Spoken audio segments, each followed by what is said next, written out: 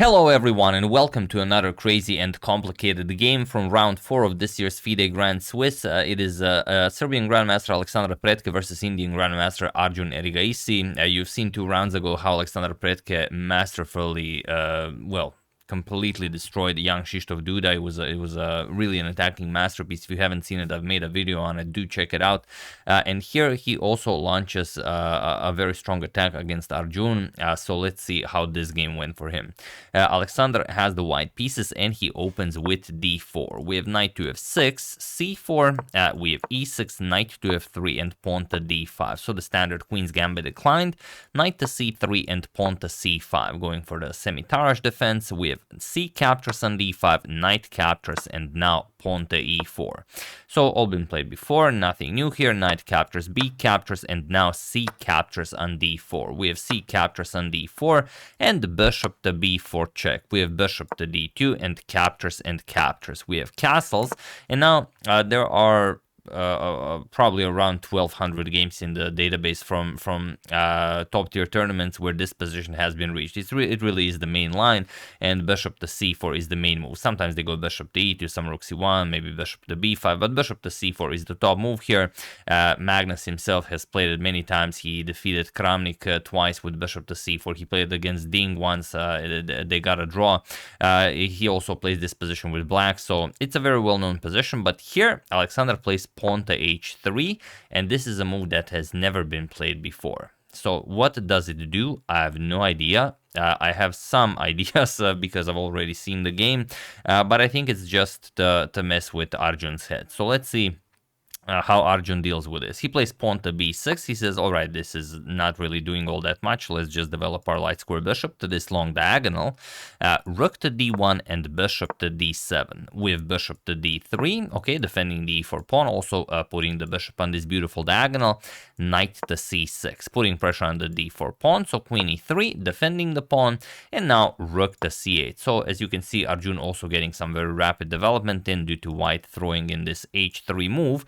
Castles even, and now rook to e8. We have bishop back to b1. Now you know that the bishop will be controlling this diagonal for a very long time, and you have to figure out when white will play e5 or d5 to open up this light square bishop fully. So knight to a5, going after the c4 square, and believe it or not, this is where Alexandr plays it. He plays pawn to d5. Now, of course, he will not trade on d5. It's a pawn sacrifice. He wants to give up this pawn in order to advance this pawn to e5, and that will open up his light square bishop. So okay, e captures on d5, pawn to e5, like the old masters did while attacking, and now you have to already be very careful. Now the knight might come to g5, the queen might find her way somehow into the attack. So how do you defend? Well, knight to c4. Let's see what Alexandr plans for his queen. Queen to f4, and now queen to c7, attacking the e5 pawn 3 times, but now just rook f to e1. Okay, defending the pawn, not a problem. Rook to e7, adding more support to the 7th rank, and now there are moves you could consider here, like maybe rook e2 followed by rook to e1. You simply double up on the e file, maybe you put the rook to c1 because there's a queen on c7. Maybe you play some other useful moves, but no, Alexandr goes bishop captures on h7. So he goes for a kingside attack like he did against young Krzysztof Duda. King captures on h7, and now queen to h4. Okay, the queen defends the rook, but you know that knight to g5 is coming.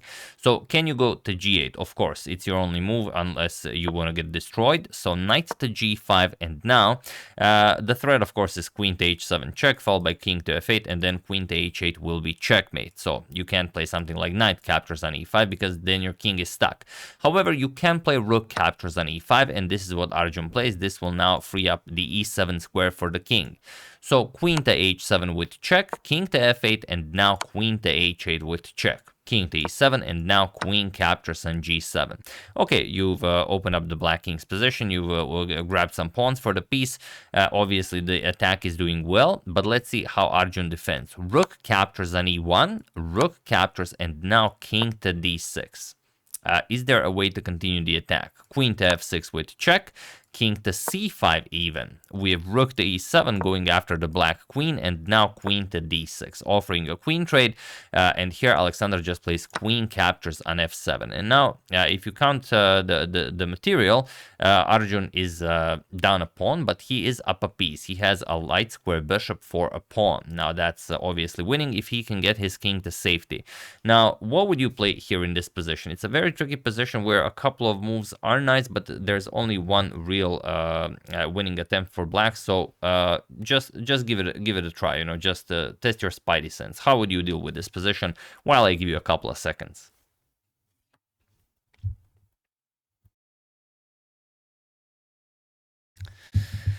So for those of you who were able to do it, congratulations on spotting king to b4, as that is what Arjun played, but that is not the winning move. It could be, as the game still continues. The winning move is bishop to c6. This allows the black king to be completely safe while black organizes an attack against the white king. Point is that now, okay, you could try some moves. Maybe you go after the queen, then the queen moves, or you go after the king. Best is knight to e6 check, king to b4, and now let's say knight to d4, and now again you keep the bishop safe. Bishop to a4, and now once white plays rook captures on a7 or something, as there's really no other way to attack, now you play knight to a5, and now this is the setup you have to have in order to have your position defended. And now it's black to start counter-attacking. Now the rook will come to c4, kick away the knight, and then you will start advancing the past d pawn to victory, while the queen covers the h2 square, and the white will not really have resources to pursue this any further. So that is the way to victory here. However, king to b4 was played, and now how do you react to this? Do you just capture the bishop? It's a very, very enticing idea for sure. Let's see what happens if rook captures on b7. Then Arjun's idea was knight to a5, just going after the rook, and also preparing rook to c1 check as the queen covers the h2 square. So you're going to have to defend against checkmate, and then knight captures on b7, queen captures, and now just rook c7. You defend, and you will play with this rook against knight. Maybe not 100% winning, but you will definitely have great winning chance. It is objectively winning. It's very hard to say if he would be able to win it. Probably he would. So that's the idea behind rook captures on b7. But he doesn't go for that. He actually goes for rook to d7. He doesn't want to capture the bishop, as this will give him more of a fighting chance. So rook to d7, and now what is Arjun's idea here? Queen to e5 sort of still keeps black in the game, but I think as they were both very low on time, Arjun decided that he wants to call it a day. He played knight to d2. He gave up his queen, and it was in this position on move 31 that Alexandr Predke and Arjun Erigaisi agreed to a draw, as there is nothing more to be done here. Yes, it looks like the queen is hanging, but of course, if the queen is captured, then you know what follows. If rook captures on d6, rook to c1 with check, or maybe they agreed to a draw in this position. Maybe it was that position, maybe it was this one. Probably it was this one. The previous one looks a bit premature, so yeah, let's call this one. I can even check. Yeah, I don't want to trick you guys. Let's just check. Yeah. After rook to c1, they've agreed to a draw because of the thing that I've already said. King to h2 would be played, and now knight to f1 check. You control g3 and h2. The king has to go back. King g1. You go again knight g3, a discovery. You go back. Then again knight to f1 check. If you go to h1, you can even go knight to d2 just for fun. King h2. You go back. Knight to f1 check, and it will be a draw by threefold repetition. So a very, very fierce play by Alexandr Predke, who took down Duda with the white pieces with a similar attack. Now he tried it against Arjun. Arjun defended well, but not well enough to actually take a full point here. But yeah, Alexandr Predke just playing incredible chess here, and we'll see if he will attempt such a thing again with the white pieces. So he's 2 for 2 for now. But yeah, they split a point here, and you know, fair result, definitely. So yeah, that's the game. I hope you guys enjoyed it. Very nice kingside attack by Alexandr, but also very nice defense by Arjun, just marching his king all the way to b4. The strongest square on the board. I would like to wish a very happy birthday to Dino Vodopia, and I would like to thank John Gear Law Office, Mario Milano, The Brutus on Spotify, and Stephen McCann for your contribution to my channel. Thank you a lot, I really appreciate it. As usual, you can check 2 of my previous videos here. Thank you for watching, and I will see you soon, continuing the coverage of the FIDE Grand Swiss until it finishes. So thank you all, I will see you soon, and have an excellent rest of your day.